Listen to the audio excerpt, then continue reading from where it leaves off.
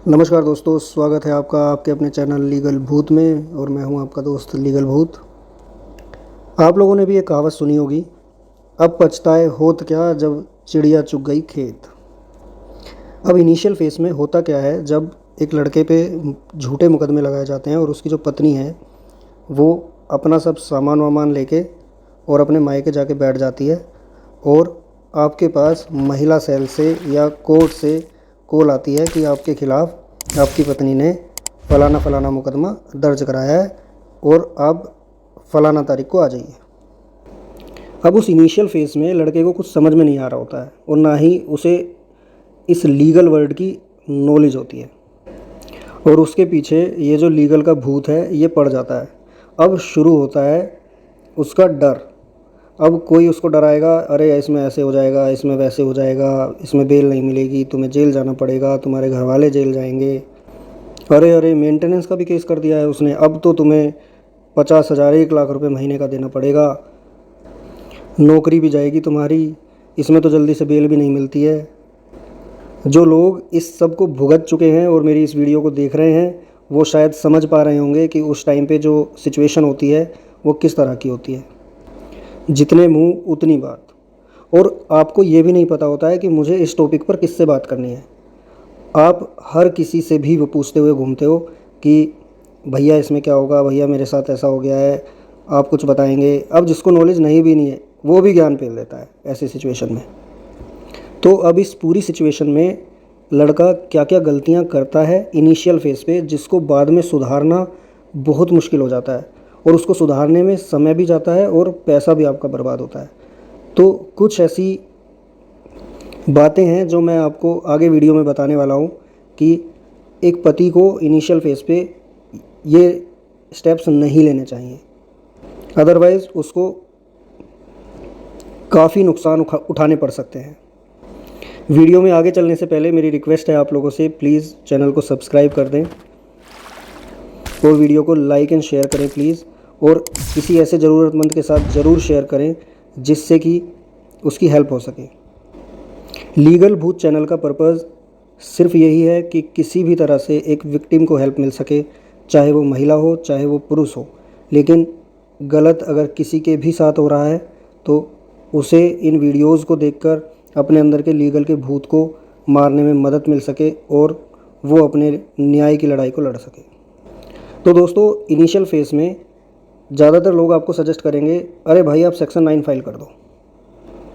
अब लड़का कहता है नहीं मुझे उसे लाना नहीं है, लेकिन फिर भी लोग उसे कहते हैं अरे लाना नहीं है वो चीज़ ठीक है, लेकिन तुम्हें मेंटेनेंस के केस में हेल्प मिलेगी, तुम्हें दहेज के केस में हेल्प मिलेगी, आप कह सकते हो मैं तुझे इसको रखना चाहता हूँ अपने साथ। दूसरा, कई केसेस में ऐसा भी होता है कि लड़का रखना चाहता है इसीलिए सेक्शन 9 फाइल कर देता है, लेकिन मुकदमा लड़ते लड़ते उसे पता चलता है कि अब इसके साथ नहीं रहा जा सकता है, तो यहाँ पर अब फाइल तो आपने कर दिया है।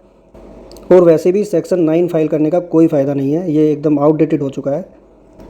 सेक्शन 9 की डिग्री अगर आपको मिल भी गई तो भी आपको कोई बेनिफिट नहीं मिलने वाला है। बेकार में सेक्शन 9 की आपकी एप्लीकेशन में लड़की आती है, आके उसमें सेक्शन 24 की एप्लीकेशन लगाती है और वहाँ पर लिटिगेशन का खर्चा और आपसे मेंटेनेंस और आने जाने का खर्चा भी वसूल कर लेती है। और अगर लड़की इसको लटकाने पे आ जाए तो 2-2 3-3 साल तक तो अपीयर ही नहीं होती है। उसके बाद जब आपका केस डिसाइड होने वाला होता है तब उसमें आके प्रेजेंट हो जाती है और फिर उसे अपने शहर में ट्रांसफ़र कराने की एप्लीकेशन लगा देती है। और वैसी एक दूसरी गलती जो की जाती है इनिशियल फेज़ में, लड़कों को ये सजेस्ट किया जाता है अरे भाई आप जुडिशल सेपरेशन लगा दो, HMA 10 फाइल कर दो। उसका हाल भी एकदम सेक्शन 9 जैसा है, तो उसे फाइल करने में भी कोई फ़ायदा आपका है नहीं। जुडिशल सेपरेशन आप लड़ते रहोगे और 2-4-5 साल बाद आपको समझ में आएगा इससे अच्छा तो मैं डिवोर्स ही फाइल कर देता। एक और गलती लड़कों से ये की जाती है, उनको सजेस्ट ऐसा किया जाता है कि अपने आप को बेदखल करवा लो, माँ बाप से बेदखल करा लो, ये सब करा लो। अब कोर्ट भी समझती है कि ये सब एक ट्रेंड है, वकीलों के द्वारा बताई गई ये सब टेक्टिक्स हैं। और यहाँ पर ध्यान देने वाली बात एक है कि मान लीजिए आपने अपने आप को बेदखल करा लिया है और भगवान न करे आपके पेरेंट्स को कुछ हो जाता है, तो आप तो रोड पे आ जाएंगे, आपको तो कुछ मिलने वाला है नहीं। अब वहीं पर एक और सजेशन दिया जाता है कि अपने माता पिता से अपने ऊपर एक मेंटेनेंस का केस फाइल करा लो, उससे आपको आपकी पत्नी जो आपसे मेंटेनेंस मांग रही है वहाँ पर आपको कम मेंटेनेंस देना पड़ेगा। अब आप समझिए, यहाँ पर आप कोर्ट के सामने अपना कंडक्ट खुद ही ख़राब कर रहे हैं कि एक ऐसा व्यक्ति है जो अपने माता पिता तक को भी नहीं देख रहा है, उनकी देख रेख भी नहीं करता है। अब इसके माता पिता को भी मेंटेनेंस का केस इस पर फाइल करना पड़ा है और पत्नी को भी करना पड़ा है, तो यानी दोनों ही केसेस सच्चे हैं। आप समझिए ना, आपका जो कंडक्ट है वो कोर्ट में कैसे ख़राब हो रहा है। और वहीं पर एक और सजेशन लोगों के द्वारा दिया जाता है कि अरे चलो तुम्हारे बीच में कुछ छोटी मोटी बात हो गई है, तो ये सब तो पति पत्नी में होती रहता है, चलो एक दूसरे को माफ़ कर दो और साथ में रहना शुरू कर दो।